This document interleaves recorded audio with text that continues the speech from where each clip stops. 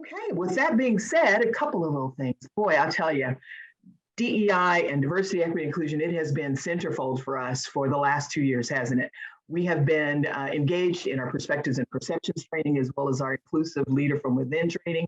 And it's just been a joy. It has been an absolute privilege.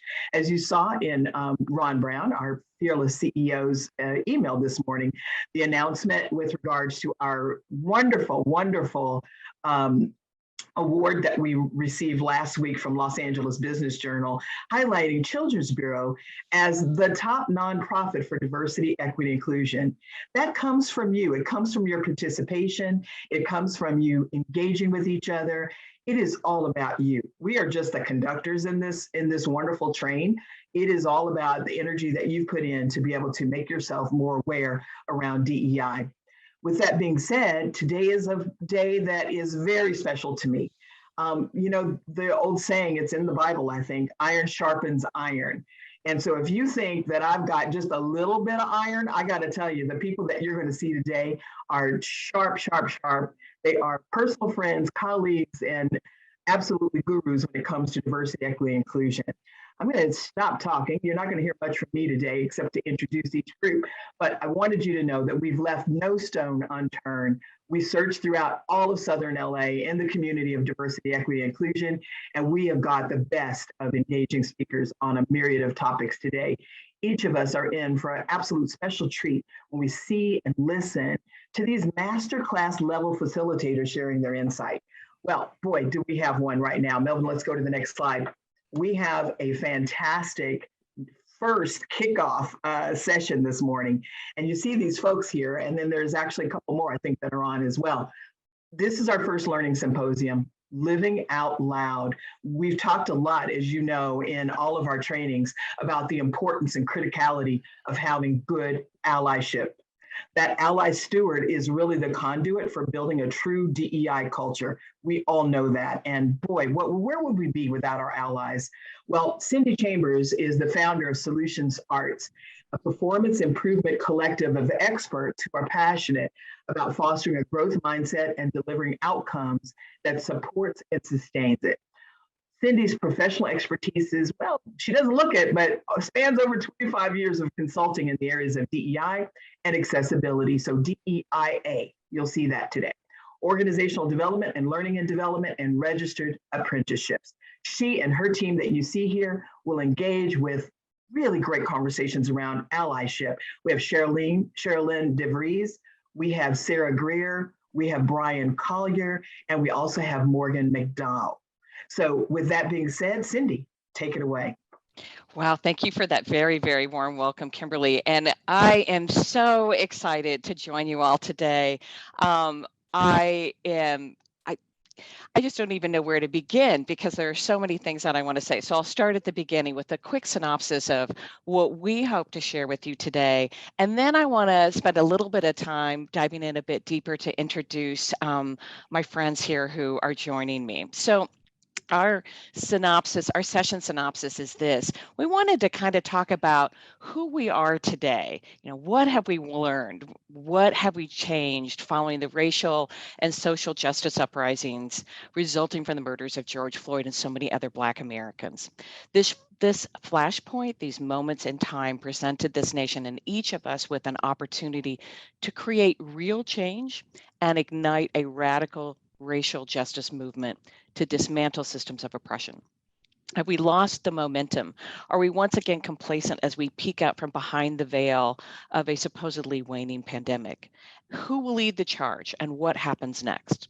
One thing we know for sure, no one will save us. We are the people we need right now.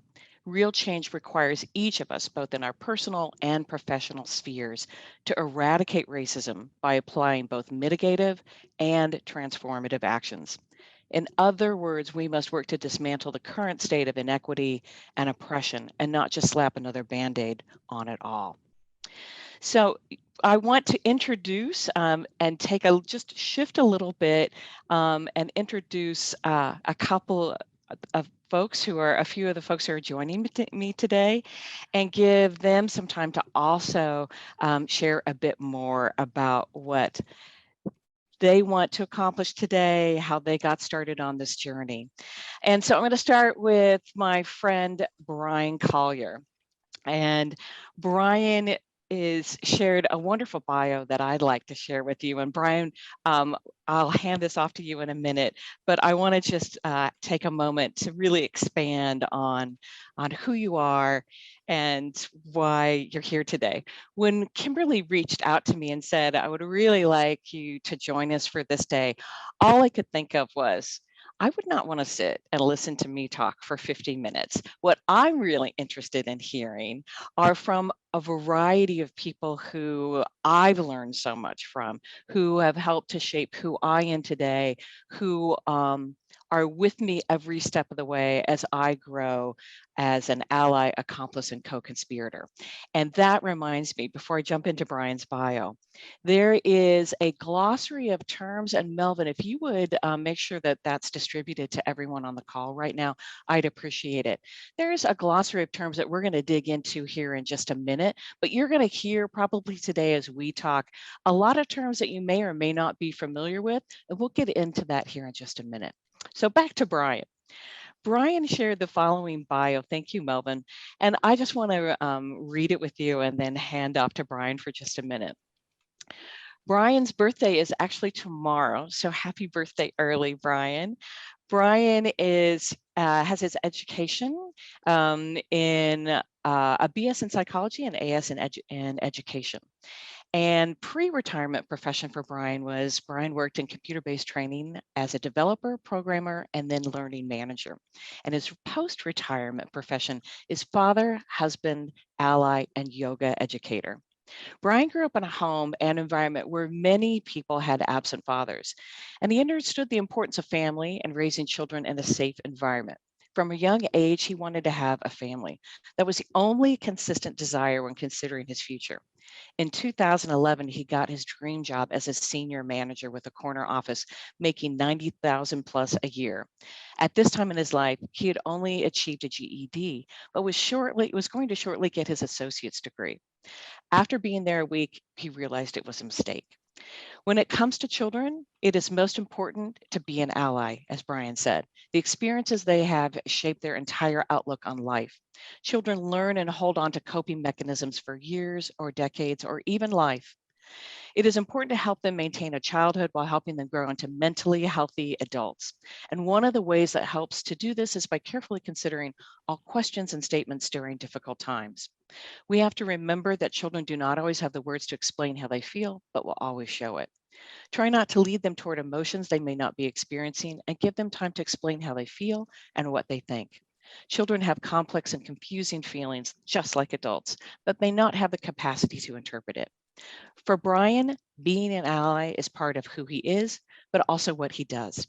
We all know there are different levels of allyship, and given the situation, it's okay to be on any level. Even the act of just sharing positive information is helpful. Being an ally can be an actively passive experience at times. Attending a vigil or lending judgment-free ear is part of being an ally. An active ally may begin by using their voice to help raise up and destroy misinformation, and helping friends and family understand the importance of true allyship, which is to understand that being an ally to one should also mean being an ally to all, both neighbors and strangers.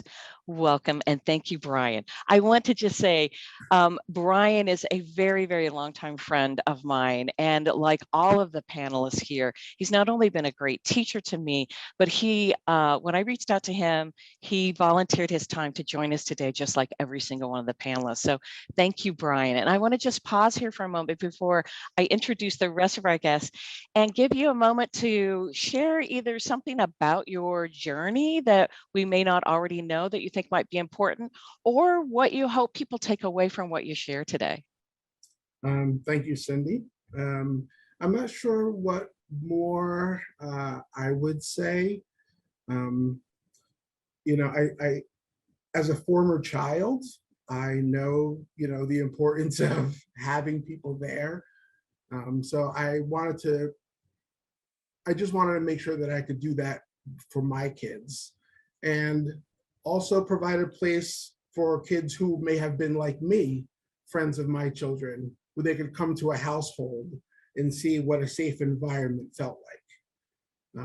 And this actually just recently happened where my son's girlfriend, her great grandmother passed away, and they all lived together in the house, and she just couldn't be in that house. So I just, it was it's relatively early in the relationship, but we've known her for a while. So I felt comfortable enough to let him come here. I mean, they're both 18, so I'm still a dad. To let her come here and spend a good amount of time not having to be in that space and be in a safe space instead. Sure. So I think that that's something that's just important to all children, and we got to remember that. Well, I'm looking forward to hearing all of your contributions today, Brian, because we were colleagues at one point and then rapidly became friends. You've been such a great, graceful person to give not only of your friendship and emotional labor over a decade more, actually, that I'm really looking forward to that, what you have to share with all our folks today. So thank you so much for saying yes when I reached out to you. Sherilyn, I'm going to move on to you. Hello and welcome. So Sherilyn is a community organizer and communication strategist for Love Lives Here and the Montana Human Rights Network, which are human rights organizations in Montana. She began anti-racism work far too late in life after white nationalists unleashed a cyber attack against the local Jewish community. She is learning and relearning when it's best to speak up and when it's best to take a seat and listen. Sherilyn, thank you so much for also volunteering your time to join us today. And I want to hand it over to you for just a couple of quick minutes as well to give you an opportunity to share anything else you'd like to as we get started, or what you hope people take away from what you have to say today. And welcome back from vacation or digitally unwinding. So thank you. I don't think I need to say too much. I want to make sure that I give the other panelists a lot of space and a lot of our topic today. I'm grateful to be included to this. Like I said in the introduction that you gave, I'm late to this game. I'm learning where I need to speak up and learning where I need to step back. And I'm just grateful that I have this opportunity, grateful for everyone here who's speaking up for kids. I think the other thing I left off my bio is that I'm leading a group for teen LGBTQ teens in our Flathead Valley. And so in rural Montana, that's really needed. And so it's wonderful to be in a space with so many people who care about kids. So thank you. Thank you so much. And I want to just also share with all of you that we had another panelist, Claire Charlot, who Sarah and Sherilyn and I know, who is not able to join us today due to a death in the family. And so she is with us here in heart and spirit, and just wanted to give a moment to her to recognize her. And we also have Morgan, who is having some technical camera issues like many of you on this call. And so I know that Morgan isn't pinned here, but Morgan is here. Morgan is with us. Morgan is a panelist. So I want to introduce, thank you so much, Kimberly. I want to introduce Morgan. And Morgan, you have so many great things here that I don't want to read your entire bio. So I'll just start with the first couple of paragraphs and then hand it off to you to share all of this additional stuff that I think is really valuable. So Morgan is 36 years old, a disabled, autistic and non-binary person who's a married mother of 2 autistic kids, married to an autistic man. Morgan was born in Arizona, but currently resides in a small town about an hour outside of Houston, Texas. Morgan has 1 older sister and was raised in a 2-parent household until the age of 12 and had an adverse childhood experience score of 7. Morgan's mother's side of the family had achieved some success owning restaurants in Utah and Arizona. They were mostly Mormons. Her maternal grandfather's mother was half Romani and half Swiss German Jewish, who converted to Mormonism after immigrating to the US, but maintained Jewish traditional practices on the side. Her great-grandmother escaped ethnic cleansing efforts carried out by the Swiss. And I'll just let you know that I asked Morgan, as Morgan was coming into this, what pronouns, and she said that until I know, I try to usually use they, and she said that she was fine. So with she and they. Morgan's father's side of the family is harder to quantify. Her dad's mom was Polish Jewish and a survivor of internment at Buchenwald during the Holocaust. Her husband was a dark-skinned man from the Virginia, Tennessee area, and he referred to himself as Portuguese. He did not know any of the Portuguese language, and upon examination as an adult, he told Morgan that people called his kind. And Morgan, I'm going to ask you to jump in here because I do not want to mispronounce this. But would you want to, can I hand it off to you and you can take over from there? Uh-oh, do we have Morgan here? I saw Morgan here. We have Morgan. Is it better now? Yes. Oh, we can hear you. Okay, sorry. I think it was my microphone. So they are Melungeons. Thank you. And we are, yeah. And again, it's kind of an inexact term. It's not really a defined thing as of yet, just because most people, I think, a lot of times chose that term to obscure their past. And I had not heard of that term before, so I don't know if I'm the only one that's new to, but do you want to kind of take over your bio from there and explain that term a little bit in more detail for those of us who've never heard it before? Yeah. So and welcome, by the way. Welcome. Thank you. Hello. Hello. I had been always raised not to ask questions, and I think a lot of children are raised the same way. Of my dad's side of the family. My dad's side of the family seemed to always have kind of a tenuous hold on their position. And because of that, always kind of mandated a lot of compliance with no explanation. And obviously to an autistic child, that's a little difficult. So it's something I always butted against. And I think that it was something that after learning a lot, after being told we were Portuguese umpteen times, I think that I was just like, there's no way. Nobody in our family knows anything about Portuguese people, none of the names are Portuguese. We don't have any type of history to an exact place in Portugal. And I started looking around and realized that on a lot of paperwork for my dad's side of the family, they were called mixed. And obviously mixed is a term born of a lot of kind of uncomfortable sadness, I think, and a lot of oppression and I think so that was something that we did kind of after my grandfather died. We looked into it a little bit closer just because we knew that when he was alive, it would have really hurt his feelings for us to have doubted that he was Portuguese. Yeah. As silly as that sounds. And we just, there were things that just didn't really add up. And, we had a rather unexpected change of last name and went with one that was locally pretty common. And so Melungeons are considered to be a triracial group, whether they're Native American, whether they're African American. And that to me makes more sense based on the fact that I think a lot of times when people are outcasts of groups together, that they tend to form a cohesive identity that doesn't really quantify a lot of things. Sure. And I think that that was something that for me always had me pushing. And then once I figured out what the answer probably was, I realized that a lot of growing up in that side of the family was passing, whether you were passing as, doing okay enough to be eating, whether you were passing to be, light-skinned enough to be called white, whether you were, and to a certain extent, I think a lot of misery in my side of the family or my dad's side of the family came from them having to hide all the time. And they attended a synagogue that was, way far away, like hours away. And just so they weren't known as Jewish around people in their town. And now that I've lived in a small town, I realize why.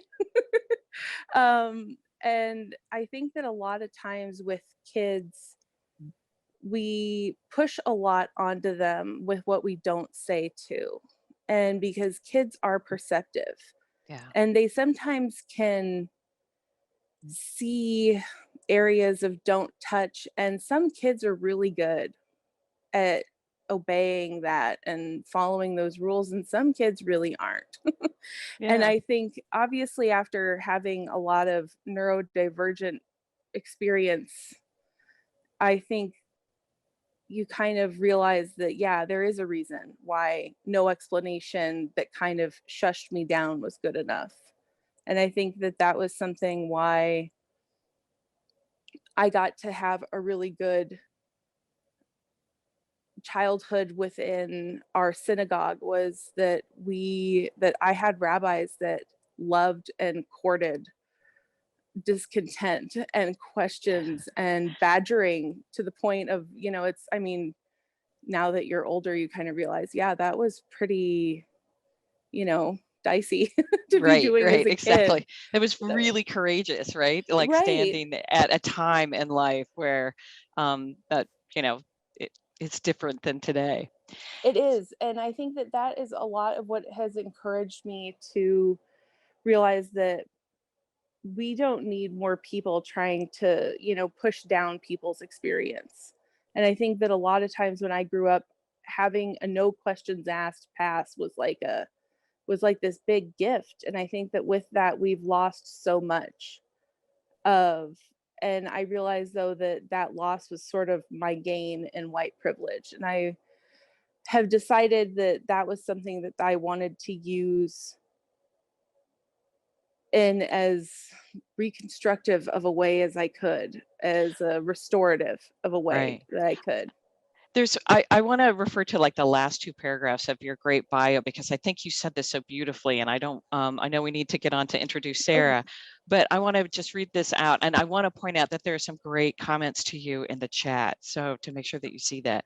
You said, when I found out I was invited to this event, I first brought it up, and thank you, by the way, Morgan, you also are, one of the reasons why I invited Morgan to join us is that she is probably one of the most radical abolitionists I know in 2022. And it felt like having this conversation about allyship, we would be remiss if we didn't also include her. So she's volunteering her time as well. So thank you. And she said, when I found out I was invited to this event, I first brought it up to a group of my friends who are members of communities most impacted by oppression and marginalization, with the question, why should I, a white femme, take up space in this arena? I was reminded that each of us have to work to help dismantle oppression, and this work should fall on the backs of those who benefit the most from it. I speak from a place of privilege, and I believe that accountability and continued commitment to anti-racism requires acknowledging the fact that I was raised in a white supremacist culture while benefiting from white supremacy. I'm able to speak on my experiences with disability, chronic illness, neurodiversity, anti-Semitism, anti-Romani, bigotry, misogyny, and transphobia. Thank you so much, Morgan. I'm so glad that you're able to join us. Thank you. Is there anything that you want to share before we move on to introduce Sarah, that you want people, you hope that people take away from what you have to say today? I think that I wanted people to understand that allyship is not something that we get a membership to. Yeah. That allyship is a constantly affirmed goal. At least for me, I don't like to think that at one point, I think it's a friend of mine described it as being called a hero. That, some people want to ascribe, themselves as hero. And usually those people are people we would not call heroes, like people that call themselves that. Yeah. And that the same thing kind of happens with allies, that I think that we have a lot of issues with people that they say, but I'm an ally.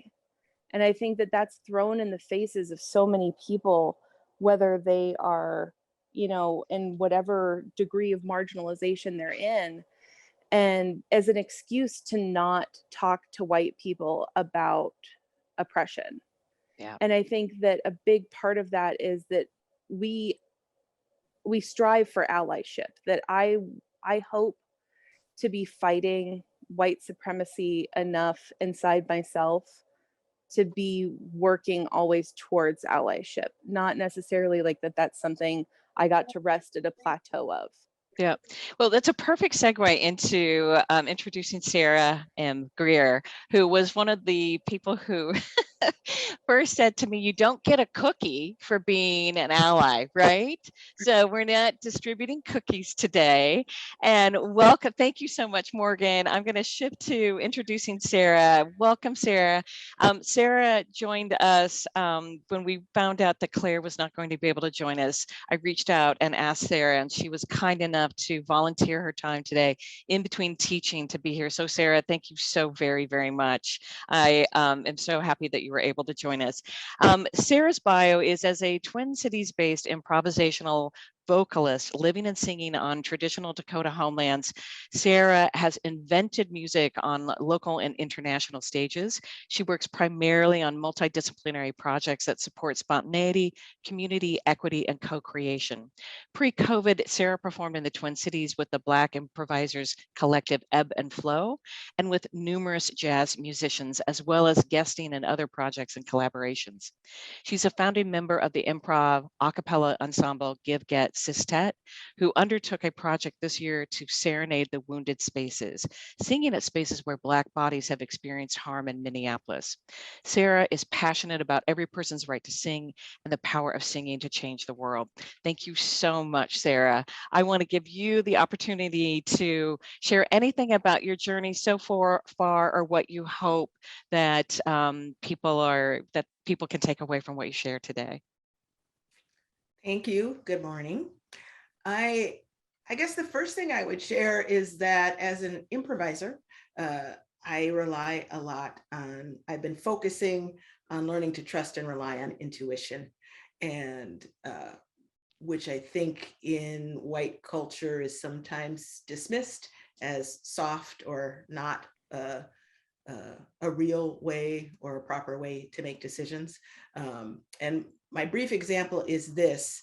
I think yesterday, either that or the day before, I had watched this lovely clip of Bettina Love talking about allyship, the allies, co-conspirators, and accomplices, and sent it to my mother and a couple other friends. And then within 24 hours, my friend Cindy Chambers is calling me to ask me if I want to be a part of a panel having discussions about how to be an ally, accomplice, or a co-conspirator. So when those sorts of coincidences or convergences happen, as an improviser, I try to pay attention and believe that that is the universe or the music or the ancestors or somebody helping me figure out where I'm supposed to be directing my energy. The other thing I would add is that I, as I say in my bio, deeply believe that our artistic expressions are such an important part of how we're going to do this work and how we're going to get through this work. And so appreciate being invited as a person who you might not typically see on a panel of this nature to contribute to those discussions, because this diversity, equity, inclusion, accessibility work is happening everywhere in all communities and in all kinds of employment arenas. Right, which is a great segue into, thank you, Sarah, into the next piece that we wanted to share with you. So when I reached out to all of these folks to come together today to be with you, to spend some time with you, one of the things that naturally happened in the conversations that we're having thinking about today was we wanted to expand sort of the definition of what ally is. And here in just a minute, we're going to show you a brief video that will hopefully be a good launching place for us to have this discussion. And, you know, this came up in every single conversation. It came up with Brian, it came up with every single person, where we talked about allyship oftentimes is thought as in terms of like a white person. And in 2022, what we know is that it is it's calling on each of us and all of us across all of our communities to put some skin in the game and to be an ally. And so that's why you see a diverse panel of people. You're hearing from a diverse panel of people. And with that, I would really like it, Melvin, if you could, to launch this next video so that we can use that as our next talking point as we go into our conversation that follows. And really, this is about a conversation. We're going to leave a little bit of time as well. We want to encourage some time for conversation with you. So I'm going to be quiet and hand it over to Melvin to launch the video for us. Thanks, Melvin.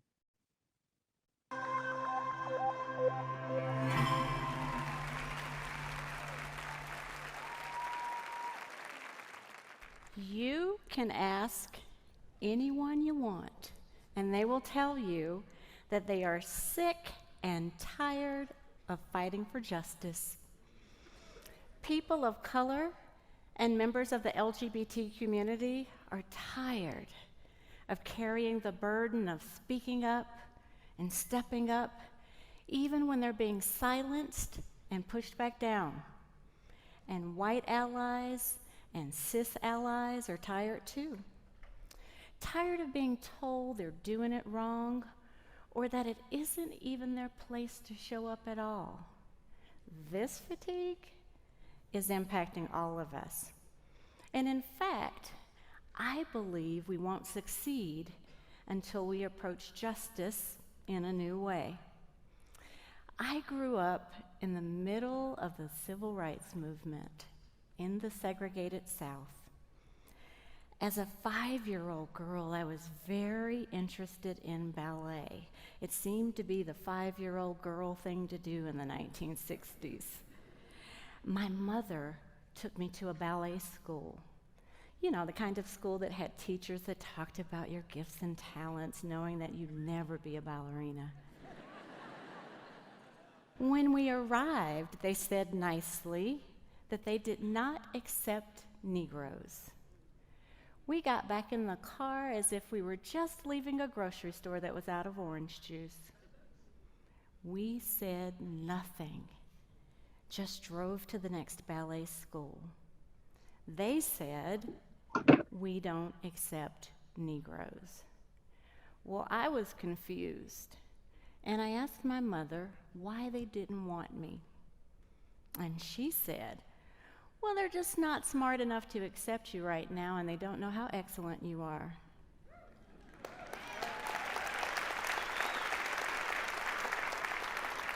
Well, I didn't know what that meant.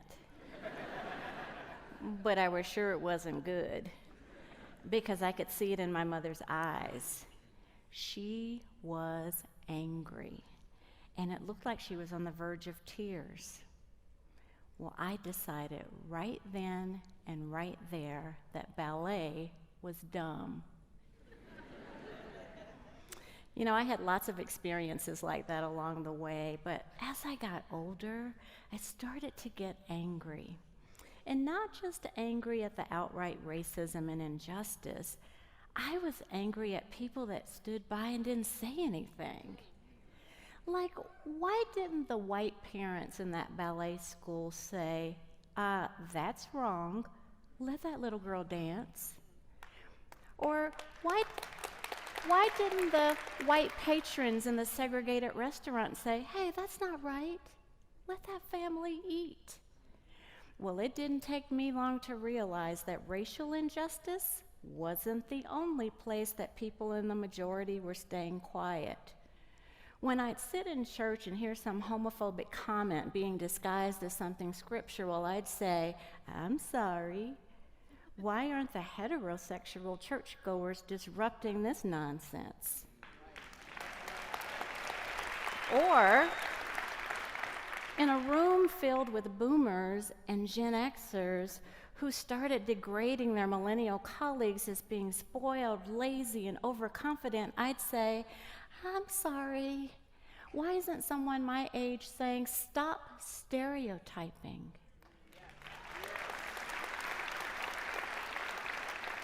I was used to standing up on issues like this, but why wasn't everyone else? My fifth grade teacher, Mrs. McFarland, taught me that justice requires an accomplice. Not just anyone will do. She said we need unlikely allies if we want to see real change happen. And for those of us experiencing injustice up front, we need to be willing to accept the help. Because when we don't, change takes too long. I mean, think about founding father John Adams. And if he had not talked to Abigail Adams in 1776 when she pled with him to remember the ladies and to be more favorable to them than your ancestors were, we might not have gotten to the women's movement when we did. Or imagine if heterosexual and gay people had not come together under the banner of marriage equality. Or what if President Kennedy just wasn't interested in the civil rights movement? Most of our major movements in this country might have been delayed or even dead if it weren't for the presence of unlikely allies. When the same people speak up in the same ways they've always spoken up, the most we'll ever get are the same results over and over again. You know, allies often stand on the sidelines waiting to be called up. But what if unlikely allies led out in front of issues? Like, what if Black and Native American people stood in front of immigration issues? Or what if white people led the charge to end racism?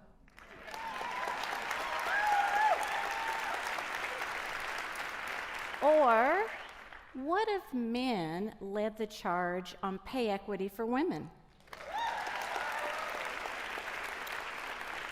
Or what if heterosexual people stood in front of LGBTQ issues?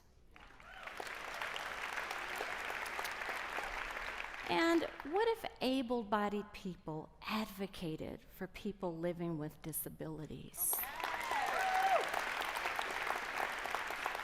You know, we can stand up for issues, weigh in, and advocate even when it seems like the issue has nothing to do with us. And actually, those are the issues that are most compelling. And sure, people will have no idea why you are there, but that's why those of us facing injustice must be willing to accept the help. You know, we have to fight injustice with a consciousness of grace. When white guys stand up to fight for the liberation of Black and brown people will have to be willing to accept their help. And I know that's complicated, but this is collective work, and it requires everyone to be all in. One day when I was at kindergarten, our teacher introduced us to this beautiful, tall, white lady named Miss Ann.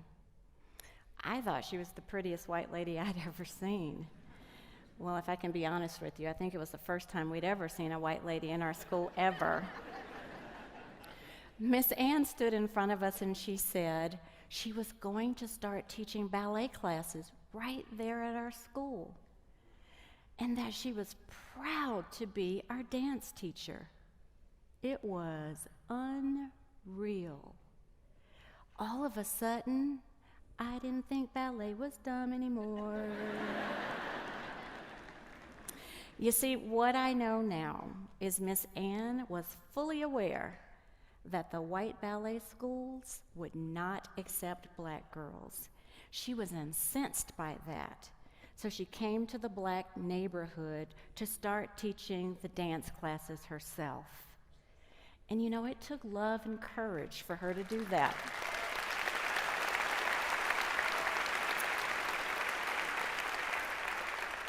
And where there was no justice, she just built it. We all survived because we stood on the shoulders of our Black ancestors. We all thrived because Miss Ann was an unlikely ally. You know, when you add your voice and your actions to situations that you don't think involve you, you actually inspire others to do the same. Miss Ann inspired me to always be on the lookout for situations that weren't about me, but where I saw injustice and inequality happening anyway. I hope she inspires you too, because to win the fight for equity, we will all need to speak up and stand up, and we will all need to do that even when it's hard and even when we feel out of place, because it is your place and it is our place. Justice counts on all of us. Thank you. Thank you, Melvin, so much for running that for us. So I realize that we got started later and we've got a limited amount of time. And so I want to just get back to our panelists and give them plenty of time to share their thoughts, so you walk away with hopefully actionable things that you can apply to the work that you do based on what you hear today, but also to begin to create a common language across your organization around terminology that is DEIA. Centered and focused. And so that's why we created that glossary for you. These are starting places to launch your conversation about what, and thank you, Melvin, for the putting the other resources in the chat as well. But we want you to have a place to start creating that common language, and so that you can be more effective in the work that you do, and that you can better understand each other when you're doing the work of diversity, equity, inclusion, and accessibility. So with that, back to the panel. I think the best place for us to start is to reach out to each of you and ask you, how do you define being an ally? What's the difference between an ally, accomplice, and co-conspirator for you? And because we only have a few minutes left and we want to get into a little bit meatier discussion and of course invite our host to join in with us, I'm going to ask you to be as succinct as possible so we can move on. So who wants to start? How do you define these terms in your life and how do you apply them?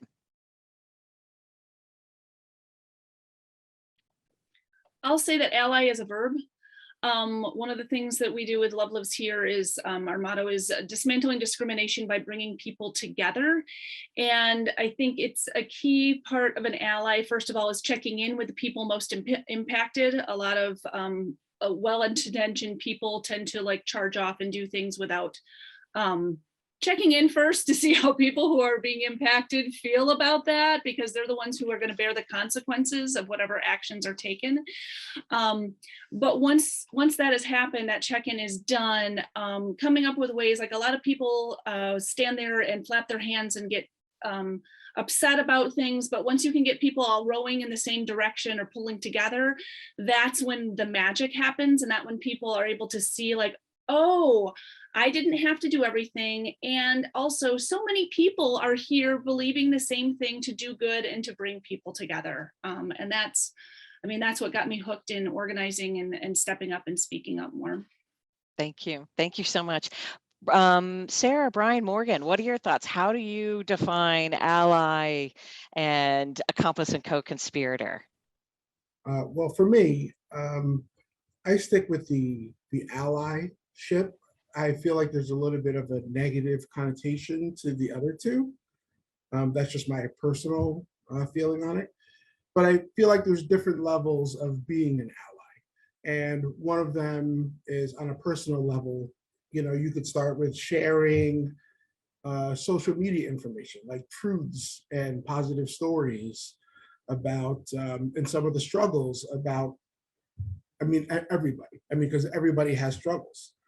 You can correct your friends in private. That's something that, is kind of a hard thing to get over, is to get up the courage to correct the people that you're closest to. But that is also, it should be a safe space for you to be able to correct those people. And then building up steam to, correcting maybe your friends in public, and maybe correcting some strangers in public, or just, speaking up when some misunderstandings are happening or some wrong language is being used.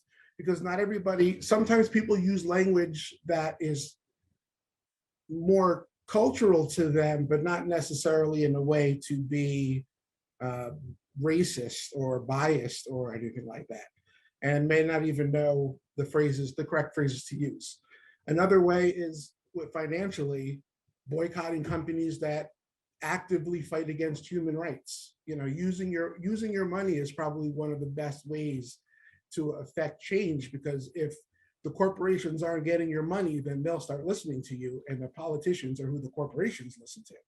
So, if we feel like we don't have the strength to woo the politicians, we can go through the back door and use our money the other way. And then, of course, there's always just voting for the people who you feel like are going to affect the change the best way that you think is possible. Thank you. I am also keeping an eye on the chat. So if you hear me typing in the background, sorry, I'm a really loud typist. Thank you, Brian. Sarah and Morgan, how about the two of you? How do you define ally and accomplice and co-conspirator? I would define ally as somebody who is willing to ask what needs to be done. Obviously, with what Sherilyn had said before, somebody who actually is asking communities who need help what needs to be done and acting on that. I think that a lot of people perform a lot of centered activism, and I think that sometimes that ends up being just a channel for branding and personal attention, or I think some people kind of call it clout chasing, that type of stuff. And I think that truly people who practice allyship are people who look to the leadership of the communities that they are trying to ally with and act on what they're saying needs to be done rather than what they say needs to be done. Because those communities, they know what they need. They don't need us as white people telling them what they need. Exactly. Thank you. Thank you. Sarah, how about you? It's interesting. I feel like these definitions are fluid and moving a bit for me, but I sort of experience them in sort of concentric circles with, I don't know if it's to Brian's point, but Brian's comment about the three terms made me think that I wanted to make a comment specifically about accomplice and co-conspirator. And I don't know that this is Brian's issue, but they do have sort of this tinge of criminality to them, like people who do those things are criminal. So I can understand that as being problematic, but I also want to say that people who truly are being allies are often in situations where they are going against current legal activities. People who protested for civil rights were doing things that were illegal. And so to me, that embracing of the idea that you may have to act outside the social boundaries and norms is a big part of how you support people and communities that are different from yours. Right, that putting your privilege to use, right? Exactly. Bettina Love says, white privilege is a bank, and the ATM is replenishing. So spend it, go out there and use your privilege in ways that will help people who don't have it. The other thing it speaks to me about in terms of these circles is discomfort, and how frequently people in dominant cultures equate discomfort with danger when they are not the same thing. Being uncomfortable is not being in danger. Exactly. I can say that from my experience as a Black woman, that there is a difference between my being uncomfortable and my being in danger. And it's very clear to me when those two things are happening. Unfortunately, our society has conflated around the issues of race a lot of feelings of discomfort as people feeling like they are in danger. And that's discomfort about having ideas about ourselves and our identity being challenged. And so in order to kind of, to me, so we're allies are people who maybe, you know, what, feel the right impulses, say the right things, have done some self-education, but again, aren't really putting a lot of skin in the game. And then that accomplices are people who are, you know, are willing to kind of get in the car and drive where we're going. And co-conspirators, to me, is sort of the deepest level of, you know, I'm going to be there at the planning stages. I'm going to accept the same consequences.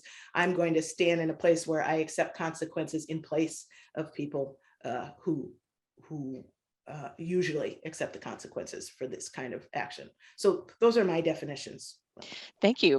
Thank you for sharing that. Mine are somewhat similar, which is not surprising to me. And just to let you all know, because we got started a little late, we have been given the grace to continue for another 14 minutes. So I'm going to ask a few more questions, if you can stay, panelists. I'm going to ask a few more questions and then reserve some time because I want to have a conversation with our hosts. So just real quickly, my thinking about ally versus accomplice versus co-conspirator. And again, I encourage all of you at CB to create your own definitions about what's diversity, what's equity, what's inclusion, what's accessibility, because we have this idea that we all think we know what we're talking about.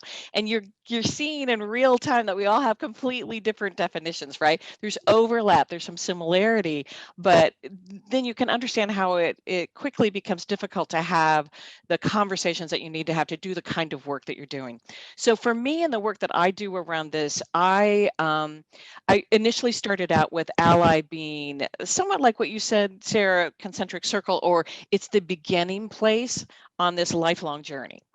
And then it's also fluid for me. It's somewhat ever changing. So to me, an ally is oftentimes a person who's just sort of starting out on the journey, just kind of getting your sea legs. Whether you're being an ally for transgender people who are facing you know, basically genocide in our country, or you are, you know, you're starting out on this journey, you're getting to understand what it is that maybe your eyes weren't open to before. And from there, to me, oftentimes people, as I see for myself and others, move into becoming sort of that reactive mode, which is what an accomplice is. You begin to react. Whereas a co-conspirator is a proactive mode. You, like you said, Sarah, you put yourself, you put skin in the game in a way that's different than in these other two places, and that you actively use your privilege to dismantle white supremacy in all spaces that you and all spheres where you exist. And then there's another terminology, and Bettina Love uses this, I think, too, in that video, where Bettina talks about abolitionists. And there are all these layers of how you can be an active person in dismantling white supremacy in this country and around the globe. And an abolitionist is a person who takes all those pieces, knows when, as you know, when to be quiet and elevate others' voices, but also puts yourself at risk in a way that is active, reactive, proactive, and is constantly looking for ways to dismantle racism and white supremacy. So thank you all for your contributions to that. I want to ask, might you be willing to share an example for our host? Might you be willing to share an example from your experience that helped you grow as an ally, accomplice, and or co-conspirator? Who'd like to share an example to make this all kind of real?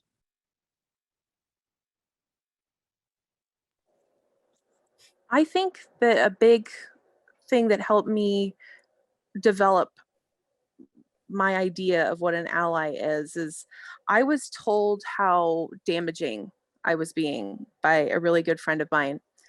And she sat me down and told me that I was centering myself. I was putting myself out in the place of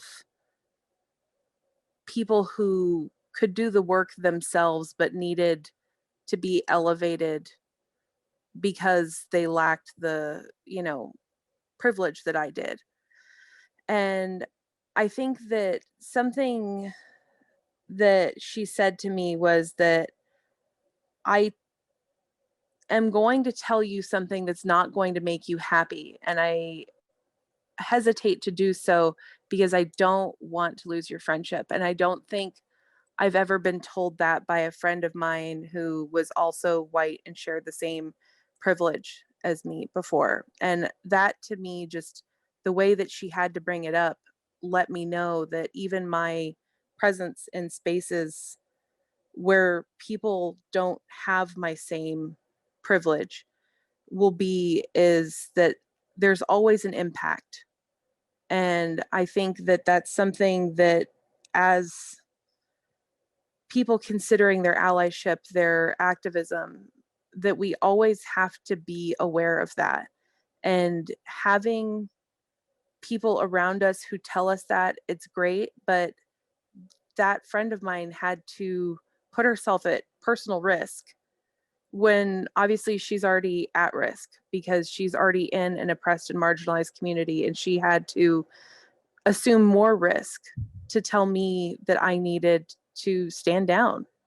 And I think that that was something that made me start wondering how much of this is necessary for me to put myself in versus me to push up people who already know what needs to be going on and what needs to be done. And that how much of that could be me standing in place of and then boosting people up rather than centering myself. Right, and holding that space. So you talked about centering, and I just want to call out to those people who are contributing in the chat. Thank you so much. I love what I'm seeing and hearing in the chat. So please continue, and feel free to reach out and ask us any questions. So Morgan, you mentioned basically about centering, and you talked about this experience where someone had a conversation with you. Would you speak to for our audience about what you learned about recovering, because I think oftentimes when people are willing to give us the emotional labor to have these conversations with us and talk about microaggressions, for example, and help us to be better allies, accomplices, and co-conspirators, putting that emotional labor in, we oftentimes also center ourselves during that conversation. So could you talk a little bit about what you learned around how to recover from those conversations? I think a big thing is to recognize instantly the gift the person is giving you. The idea that even when somebody is telling you something you're doing wrong, that's a gift. They didn't have to tell you that. They didn't have to put themselves at risk. And when somebody tells you that, saying, thank you for your, information, for telling me, for giving me the gift that I can be better, for improving. Because what I do want is to improve my own anti-racism within myself.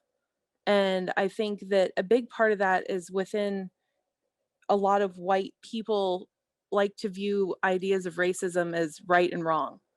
That if you knew right from wrong, you wouldn't be racist, and that racist is only people, shouting hate speech with Confederate flags. And like, it is hard to realize that being wrong is normal, that means that we were raised in a white supremacist culture and that we do not know all the answers, and that when people give us the gift of telling us we were wrong, that we should say thank you. And then we should ask what needs to be done, what we can do to learn. But then a big part of it is us having to go and educate ourselves and go and find other white people that might be able to tell us and not put the labor on, predominantly it ends up being women of color and Black women end up having to bear the brunt of all of this so much more than us white femme people do. Yeah. And Yeah. I feel like that is so not what it should be about. I mean, obviously, ideally, this wouldn't exist anyway, but we put all of this weight on Black women to bear the brunt of all forms. And then when they obviously speak out, it's, it's aggression, it's worry, it's concerning. And we use these horrible words that we don't realize how, I don't know, charged they are, because I think that we've been taught as white people not to use direct language and not to say, you know what, that was a really crappy thing to say. That was just Yeah. bad. I Yeah. mean, rather than us just owning it. And I think that then we have to recover from the instant feeling of, I hurt somebody, I should cry, because no, like, definitely not. Cry later. Cry with one of your white friends. Yeah. Cry with somebody who needs to do some anti-racism work themselves. Yeah. Because you're not crying because a person hurt your feelings. You're crying because you realize that even when you're trying, you're not succeeding at being anti-racist in that moment. And that is not a personal failure. That's an opportunity. Yeah. I That's like an to say it's a opportunity to gift. grow. Yeah. Yep. I like to It's say our, it's a gift. Yeah. yep. And it's a gift that we shouldn't waste. And that when people come to us like that, we should be more respectful, and that we should be more honoring, not even just respectful, but honoring of the effort and labor, and understanding that it is not our space to be putting that effort on people, and especially with Black women. And we, I think, feel too comfortable asking for labor from Black women and women of color, and we need to be ready to do some ourselves. I am going to thank you so much. I'm managing, we've got some questions in the chat. I want to get back here for a moment to our panelists and give you an opportunity to answer the question that was on the floor, which is, might you be willing to share an example from your experience that, or I'm sorry, talking about an example of your experience where that helped you grow as an ally, accomplice, or co-conspirator. And then we have a question on the floor that I'll get to. I actually just wanted to respond to a piece of Morgan's, or expand on a piece of Morgan's comment, and say that part of the way that racism in our country works is that we have conflated racism and bigotry. And so when someone calls you on your racism, which is fundamentally going to happen because racism is a part of all of our systems, it's how our country was built and how our country works. So when somebody challenges you on that, instead of going, well, of course, that's what I learned because that's how it works here, there's this identity spiral, because what you heard was someone call you a bigot, someone say that you hate people who are like this, and nobody wants to be a bigot. And so I think that is part of the response, part of what triggers that response of that, and that what can feel as a recipient of it as an overreaction to a critique about a behavior which comes from a very, unfortunately, normal and regular place. Thank you, Sarah. So I just realized that we have 1 minute left. Brian, please go ahead. I just wanted to chime in real quick and say, before with Sarah's definition of the co-conspirator and accomplice, I do agree with those. I think that there are different levels. Like, I think that, like, given the war in Ukraine and Russia, the co-conspirator accomplishes the people who are doing some of the hacking and things of systems. Like, those are people who are necessary. When I think of those spaces, I think that those spaces are not for me. My space is an allyship. And I feel like my place is to create a safe space for that beginning place for people to be able to go to. And if I engage in those later things, I may not be able to create that safe space anymore for those people. But I definitely think that those things are necessary. And to Morgan's point about being able to take that criticism, that's not the word that you use, but being able to take what someone has said and kind of like figure out what you're going to do with that. I think that it's also important for people of color to be an ally to white people, in the sense that when they don't understand. If you have someone in your life that's trying, it's important for them to know that when they make mistakes, that they can still be there in that space and not have a fear of being able to come back and or receive more critique on what they can and can't be doing. And as far as an allyship, just real quick, I remember the first time I think that it really clicked about people needing allies was 9/11. When now I grew up in a place where there was lots of different people. I had, different nationalities who were friends of mine.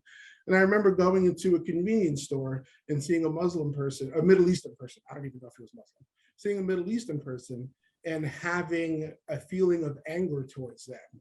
And then realizing that I was having this feeling and it's really not fair. And that there's a lot of people out there that are probably getting these unfair aggressions towards them, and that I needed to mind my space and also remember that their lives are just as important, and just because this thing happened by these few people, not everybody is part of this thing. And I think that was like the first time when I really realized that these biases can come through and just like affect the situation that really had nothing to do with anything else. I love that. That's a great thing to wrap up and end on. Thank you so much, Brian. Mind my space. That's going to stick with me. We unfortunately are out of time. We could spend, I'll speak for myself, I could spend another 2 hours with all of you having this conversation. And we knew we were only going to be able to scratch the surface today, right? So we hope that we've given you something to think about, to take this conversation back to your teams and the work that you do, and begin to create that common language and think about how you show up in all of these spaces, in the work that you do with children and families, but also in the work that you do in your communities and beyond. So we are so grateful that you've invited us to join you today. I'm so grateful to this panel. I'm sorry that we don't have more time. We had a list of almost 30 questions that we wanted to cover with you. So we hope that this will be enough to spark some things for you and to begin to think about how you use these terms, how you apply this to the work that you do, and how you can stretch and grow and become more allies, accomplices, co-conspirators, and maybe even abolitionists in the work that you do. To my panel, you're in my heart. Thank you all so much for being here and for joining me today.